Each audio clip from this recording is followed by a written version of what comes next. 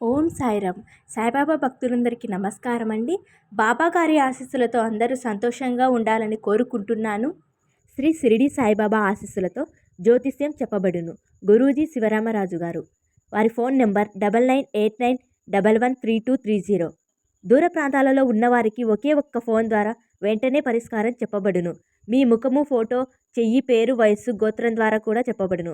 ప్రేమ, పెళ్లి, ఉద్యోగం, రాజకీయం, విదేశీ ప్రయాణం, ధనం నిలకడ లేకపోవడం, భార్యాభర్తల మధ్య గొడవలు, ఆస్తి తగాదాలు, అప్పుల బాధలు, స్త్రీ పురుషుల ఎటువంటి సమస్యలకైనా పరిష్కారం చూపబడును. నమ్మకంతో కాల్ చేయండి. ఈరోజు బాబా గారు ఒక చక్కటి సందేశంతో మన ముందుకు వచ్చారండి. ఆ సందేశం ఏమిటో ఆయన మాటల ద్వారానే విందాము. తల్లి, నీవు అనుకున్నది సాధించలేకపోవడానికి కారణం ఇదే బిడ్డ. ఆ పొరపాటు ఏమిటో వెంటనే తెలుసుకో. ఇది విన్న మరుక్షణమే విజయం నిన్ను వరిస్తుందని మన బాబా గారు అయితే మనకు చాలా అద్భుతమైన సందేశంతో మనకు తీసుకువచ్చారు. బిడ్డ, నేను చెప్పబోయే ఈ మాట నీవు ఎప్పటికీ గుర్తుపెట్టుకోవాలి. ఎందుకంటే నేను చెప్పబోయే ఈ మాట నీ జీవితంలో చాలా ముఖ్యమైనది బిడ్డ. నీ జీవితమే మారబోతుంది. నేను చెప్పే ఈ మాట నీవు ఒక్కసారి చాలా శ్రద్ధగా విన్నావంటే నీ జీవితంలో ఇప్పటి వరకు జరిగినది ఒక ఎత్తు అయితే ఇంకా జరగాల్సింది ఇంకొక ఎత్తు. అందుకే శ్రద్ధగా వినాలని మన బాబా గారు ఈ సందేశంతో మన ముందుకు కథ రూపంలో తీసుకువచ్చారండి. ఆ కథ ఏమిటో మన బాబా గారి మాటల ద్వారా విందాము. ఒక ఊరిలో బాబా గారిని నమ్మి ఆయన చెప్పిన మార్గంలో వెళ్ళే ఒక భక్తురాలి జీవితంలో జరిగిన ఒక సంఘటన అండి. ఆమె జీవితంలో ఏమి జరిగిందంటే, ఒక ఆలోచన చాలా బలంగా ఉండేది ఆమెకు. జీవితంలో బాగా సక్సెస్ అవ్వాలంటే ఏమి చేయాలి? సక్సెస్ అయిన తర్వాత ఇంతవరకు మనని మాటలతో బాధ పెట్టిన వారందరినీ నోటితో కాకుండా మన చేతులతో వారికి సమాధానం చెప్పాలి. ఎలాగైనా సరే ఒక మంచి మార్గం దొరికితే బాగుండును బాబా. నాకు ఒకసారి మంచి మార్గాన్ని చూపించండి బాబా. మీరు చూపించే దారిలో ఎంత కష్టమైనా పర్వాలేదు, నేను ఆ దారిలోనే వెళతాను. కానీ నేను విజయం అయితే సాధించాలి. కాబట్టి మీరు నా వెంటే ఉండి మీరు నన్ను నడిపించండి బాబా. మీరు చెప్పిన మార్గంలోనే నేను నడుస్తున్నాను అని బాబా గారిని ఆమె ఎప్పుడు కోరుకునేది. ఆమె ఏ విధంగా బాబా గారిని కోరుకున్నదో ఆ విధంగానే బాబా గారి సందేశం ఆమెకు వెళ్ళడం జరిగింది.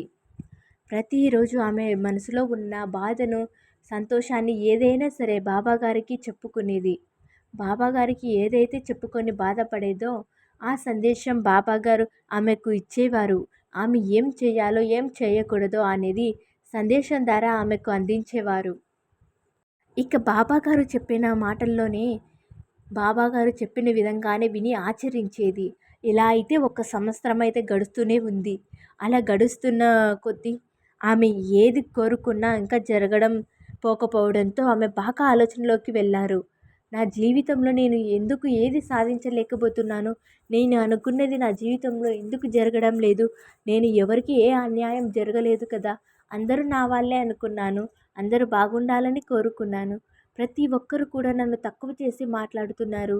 నన్ను అందరి దగ్గర తప్పుగా చేసి చూపించాలనుకుంటున్నారు. నేను ఏ తప్పు చేసినా నన్ను నిలదీసి చేస్తున్నారు. నా జీవితంలో ఎందుకు ఇలా జరుగుతుంది బాబా? నువ్వు చెప్పినట్టుగానే నేను చేస్తున్నాను కదా. నువ్వు చెప్పిన మార్గంలోనే నేను వెళుతున్నాను కదా. నువ్వు చెప్పినట్లు నేను ఓర్పు సహనంతో ఎదురు చూస్తున్నాను కదా.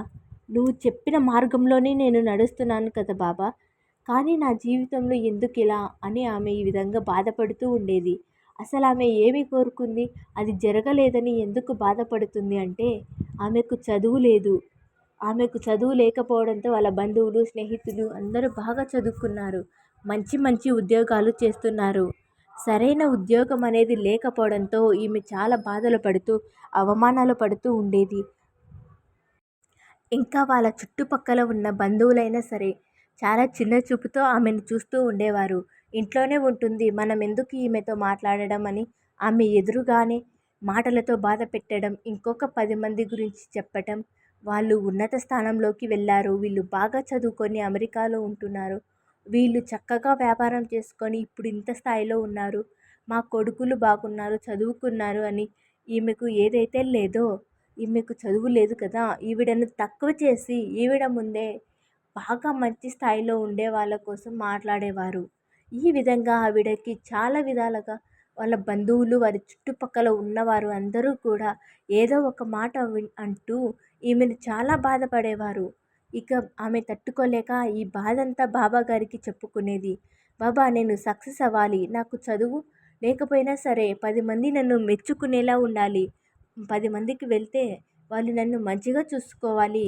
మంచి స్థాయికి వచ్చి 10 మందికి సహాయం కలగాలి అని మంచి ఆలోచన నాకు ఉంది బాబా. కానీ ప్రతి ఒక్కరు కూడా నన్ను చులకనగా చూస్తున్నాను. నేను ఏదైతే కోరుకుంటున్నానో అది నా జీవితంలోకి ఎందుకు రావడం లేదని బాబాగారి దగ్గర ప్రతిరోజు బాధపడుతుంది. బాబాగారు చెప్పిన దారిలోనే వెళుతున్నాను కదా!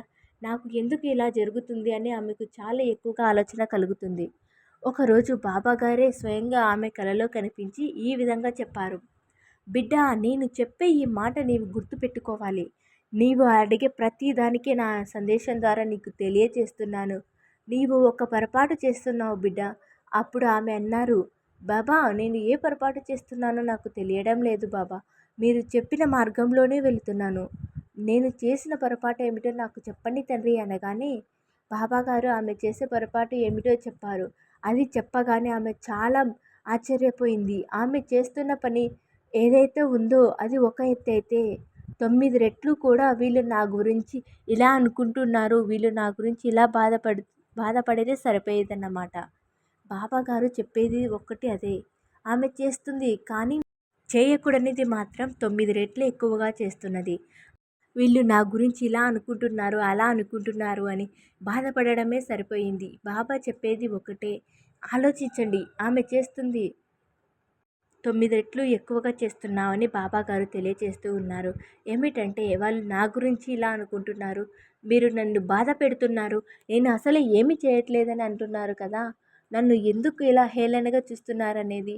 తను ఏదైతే ఒక పని మొదలుపెట్టిందో ఆ పని మీద దృష్టి సాధించక 9 రెట్లు 10% పని చేస్తే 9% ఇరుగు పొరుగు వారు ఏమనుకుంటున్నారో, ఇది చేస్తున్నారో అది చేస్తున్నారో, అలా అంటున్నారు ఇలా అంటున్నారు అని ఒక రోజులో ఎక్కువ శాతం బయట వాళ్ళ గురించి ఆమె ఎక్కువగా ఆలోచించడం మొదలుపెట్టిందన్నమాట.